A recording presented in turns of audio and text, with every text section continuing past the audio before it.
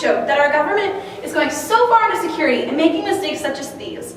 But how much is too much when it comes to our privacy?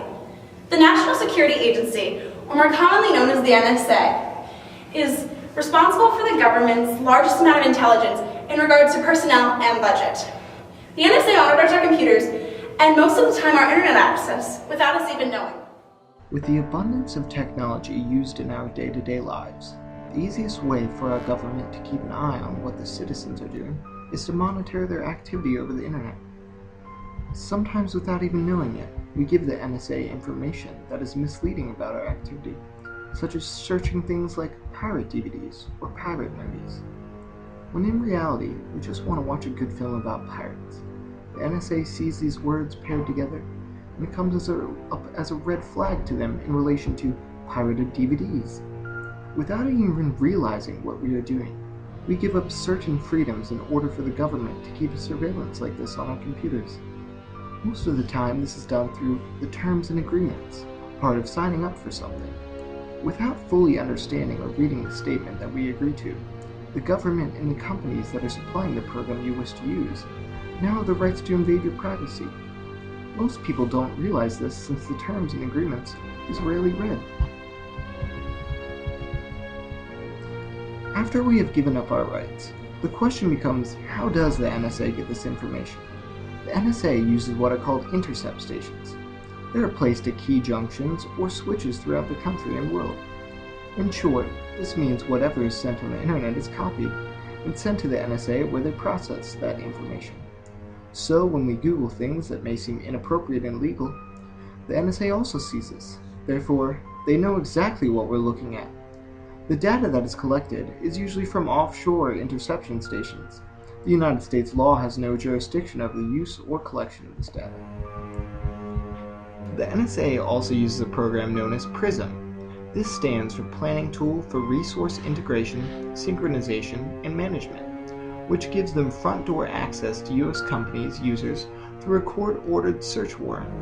This allows them to access private user accounts such as Gmail, Yahoo, Facebook, Twitter, etc. So truly, even making a profile private over the internet is not as private as we think. The NSA has the legal authority to make companies comply with any demand. By collecting data using intercept stations and PRISM, the NSA has the ability to bypass laws that would originally stop them from collecting such mass amounts of data. Our privacy is an important right to have, but keeping our country safe is also necessary. The NSA defends themselves by stating that in order to protect our country from attacks both foreign and domestic, spying on internet actions and invading the citizens' privacy is necessary. In a video from the Huffington Post Live, the chief of the NSA defends their actions and states the necessary surveillance.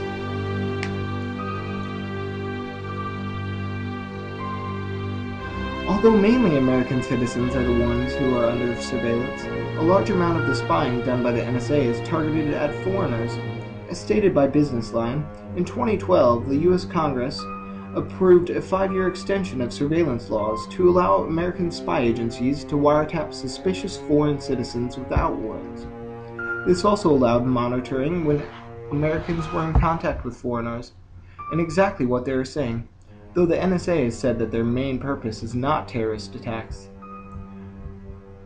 Though currently the full details are unknown, it is believed that the Obama administration uses strained interpretations of the Patriot Act and the Foreign Intelligence Surveillance Act, commonly referred to as FISA, which allows the United States to monitor foreigners abroad to try and justify the mass collection of data on persons. The Inspector General report on the NSA found the program to not have directly contributed to counterterrorism successes.